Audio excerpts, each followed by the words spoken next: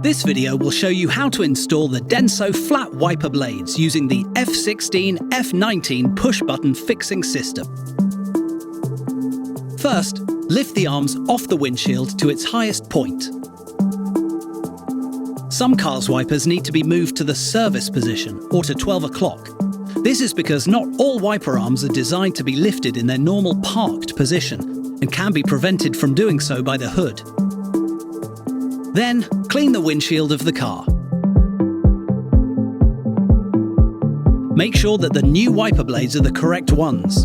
Once the old ones are removed, it can be difficult to fit them back onto the wiper arms. You then remove the old wiper blades by pushing the square locking button and sliding them out of the wiper arm. Inspect the wiper arms for corrosion and imperfections.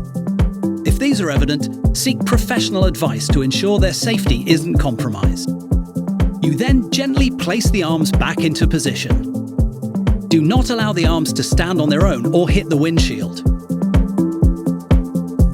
Take the new DENSO flat wiper blades.